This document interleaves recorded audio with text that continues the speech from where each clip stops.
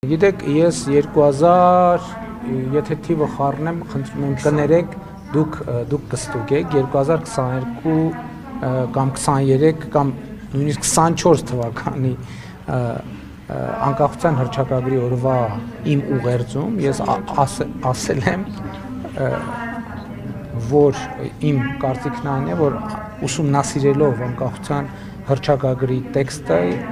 նորից ուսումնասիրելով եւ նորովի կարդալով ես ասել եմ, որ իմ կարծիքով այդ տեքստը նրա մասին է, որ Հայաստանի անկախ հանրապետություն, պետականություն չի կարող լինել, դա անհնար է։ Եթե ես սա ասում եմ, հետեւաբար ես չեմ կարող ասել, որ նոր սահմանադրության տեքստում պետք է լինի հղում անկախության հռչակագրի։ Ընդհակառակը, ես կարող եմ ասել, որ իմ կարծիքով նոր սահմանադրության տեքստում չպետք է լինի հղում անկախության հռչակագրին, բայց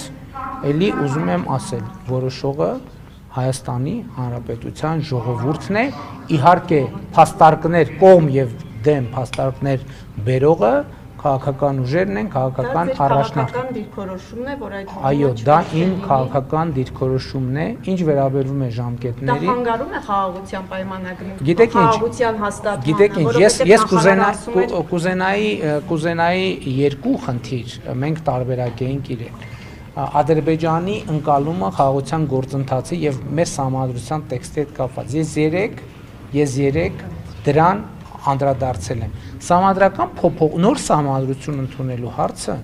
մեզ համար օրակարգում ա եղել հեղափոխությունից անմիջապես հետո եւ մենք դեռևս 2020 թվականի փետրվարին ես ինքս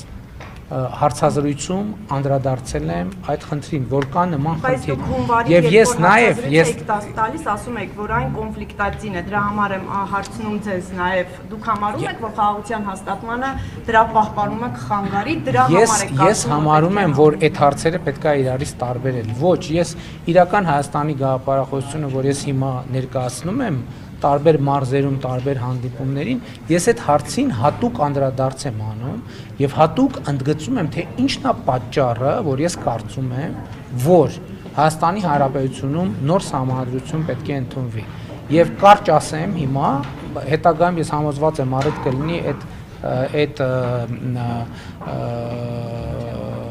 բանախոսությունը, որը ներկայացնում եմ, բոլորը տեսագրվում են, այսինքն ամեն ինչ պահպանված է, ամեն նախադասությունը կարելի է հետո վերստուգել։ Հիմնական խնդիրը, որ ես տեսնում եմ, հետևյալն է, որ Հայաստանի Հանրապետության իրավակարգի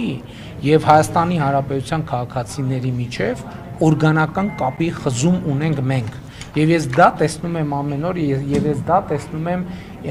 իմ ամենօրյա աշխատանքում, եւ ես դա տեսնում եմ մեր ընկալումներում։ Եվ ես շատ մտածել եմ այդ մասին, թե ինչն է դրա պատճառը։ Իսկ իմ կարծիքով պատճառն այն է, որ իրավակարգը, որը բխում է սահմանադրությունից, կտրված է ժողովրդից մի պարզ պատճառով։ Սահմանադրական բոլոր հանրաքվեները հանրային համոզվածության համաձայն ժողովրդի անհրաժեշտ թվով ձայներ չեն ստացել։ Այլ կերպ ասած, հանրաքվեների արդյունքները մանիպուլացվել են կամ կեղծվել են։ Ես ինքս էլ որպես լրագրող լուսաբանել եմ բոլոր այդ հանրաքվեները եւ դուք կարող եք ժամանակի մամուլն էլ ուսումնասիրել։ Ձեր հարցը այլ բան չէր։ Ձեր հարցը ներողություն։ Ձեր հարցը այլ բան չէր։ Ձեր հարցին իմ պատասխանը սա է, պարզապես։ Շնորհակալություն։